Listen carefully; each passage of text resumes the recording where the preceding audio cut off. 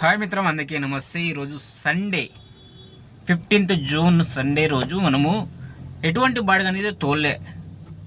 దానికి బదులుగా మన డ్రైవర్ అసోసియేట్స్ మన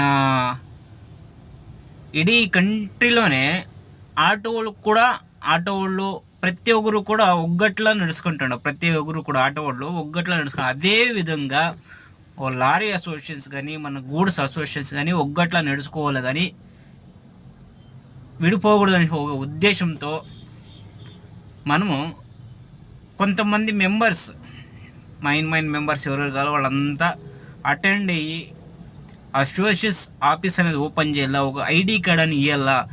ఏమన్నా ప్రమాదం అయినాడా అసోసియేట్స్లో ఉండేవాళ్ళు అంతమంది కాకుండా అక్కడ near by 10 kilometer near by ఎవరైనా ఉండేవాళ్ళు అంటే అటెండ్ అయ్యేలాగా మనము ప్రయత్నించాలని చెప్పేసి ఒక గ్రూప్ అనేది చేస్తున్నాము. ఆ గ్రూపు ఎలా ఏంటి అని చెప్పేసి మన గ్రూప్ హెడ్ ఎవరు ఉన్నారో అడ్మిన్ వాళ్ళు అనేది వివరిస్తారు.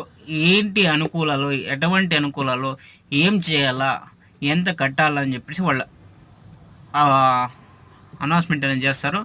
అందుకని మనము 10వ తరగతి ఎటువంటి బాడకూడదు ఈ మీటింగ్ అని పెట్టి అసోసియేట్స్ ఉండేది చాలా మంచిది అనిపిస్తుంది. ఎందుకంటే ఎవరికన్నా ఎవరికన్నా ప్రమాదం అయితే అసోసియేట్స్ని ఇంకా టీంని ఇంకా కొంత అమౌంట్ అనేది వస్తుంది, కొంచెం ఉసురాడేదానికి కొంచెం సరిపోతుంది.